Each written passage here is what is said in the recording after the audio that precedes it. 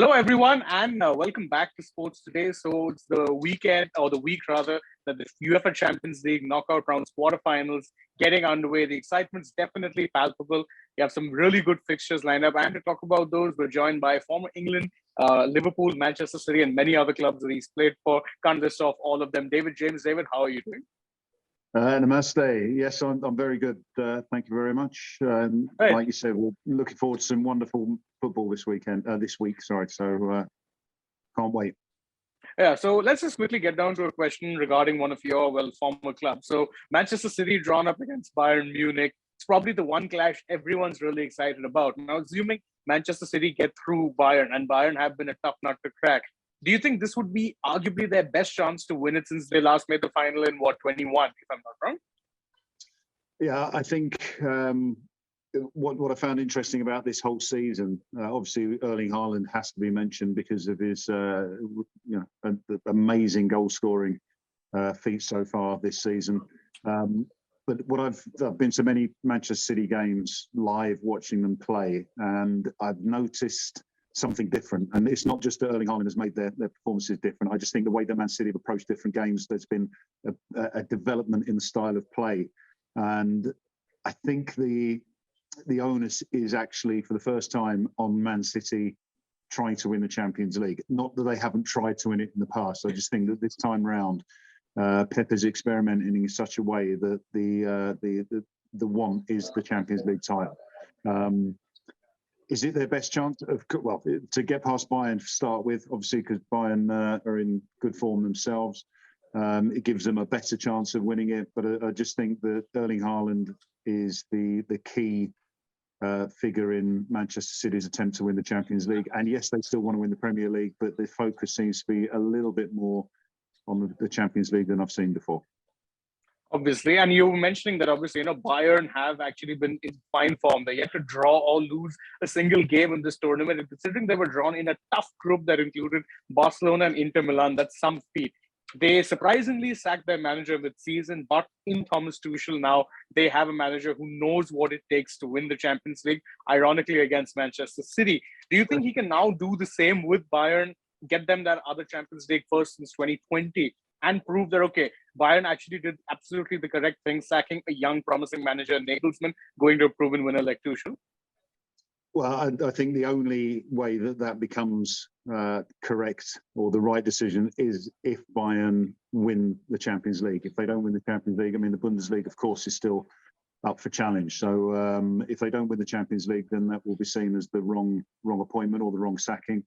I think having, again, covered the Champions League with Sony for so many years now, the one thing that Bayern Munich have consistently done in two-legged ties in the knockout stages is be defeated. And when you look at the success a couple of years ago, it was because they only played single games because of the lockdown requirements. They were playing single knockout games as opposed to playing the double headers. So therefore, it actually fell probably in Bayern's to their advantage. So I think I don't think they'll get past Manchester City over two legs. Put it that way. And I'm not saying that because of my ex-team. I just think that Manchester City will be heavily dominant in one of the legs, probably at the Etihad, because they seem to favour playing at home and scored lots and lots of goals in the Champions League at home.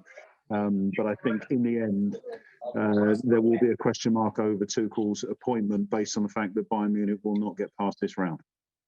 Right. Good. A valid point. And of course, when it comes to the Champions League, impossible to not talk about the current holders. Real Madrid won it record number of times, but they're blowing very hot and cold right now. One week, they're beating Barcelona 4-0. Next week, they're slumping to a 3-2 loss to Villarreal. They're up against the Chelsea side who are besought with problems of their own. But what is it about Real Madrid that they tend to more often than not raise their game for such nights? Because we've seen it before. They can look hopeless in the league, then come to Champions League, they're world beaters. Yeah, I have to quote Steve McManaman. Real Madrid, you signed for Real Madrid to win Champions Leagues. And when people talk about the pressure, I mean, you say inconsistency, Real Madrid winning the league, of course they would expect to try and win that La Liga, but in the end, they are the kings of Europe. They're the kings of the world at the moment, the world champions. And Real Madrid players play to be the best team in the world. So therefore, they have to win the Champions League. And you talk about inconsistencies. One man who is consistent and current Ballon d'Or holder in Benzema. You've got Vinicius, who is a potential Ballon d'Or winner of the future. Watching the games in the Champions League against Liverpool in the last round, I mean, they were just phenomenal. They can raise their game. They've got players, as I say, who expect to be playing in the biggest games in world football, and therefore, again, against the Chelsea side, who at the moment are struggling, for want of a better expression. Again, a new manager in Frank Lampard. A bad start for Frank, of course, with the defeat against Wolves. I can't see where Real Madrid would, I wouldn't say be worried, because you have to be against any opposition to a point, but I would see Real Madrid full of confidence going into this tie. And again, expecting, if they haven't already tried to book their tickets for a final, they would expect to be appearing in the Champions League final. That's what Real Madrid do, and they've been tremendously successful at doing that over the last 5-6 years. Yeah, you were mentioning that, Chelsea currently in massive turmoil. They've sacked for 2 managers in a single season. That's never happened. Frank Lampard's back as caretaker manager. But last time, Chelsea entered a Champions League knockout round with a new caretaker manager appointed. 2012, we know what happened. Not saying that is indeed possible, but what do you think is best case scenario for Chelsea right now? Because it does seem like, winning a trophy seems out of hand. But if they can go down fighting, put in a good performance, or if they have to win, who do you think would be the one key player?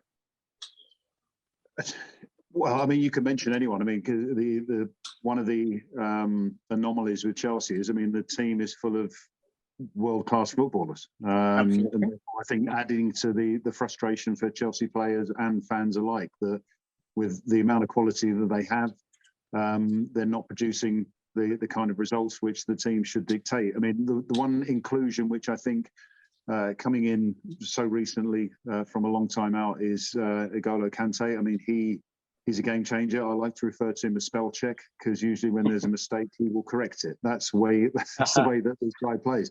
And I think if you think that he's going to have a few games to get back to speed in first team football, then he's going to hit it at the right time. So if there's anyone who's going to change the fortunes of Chelsea, I think N'Golo Kante will be that player.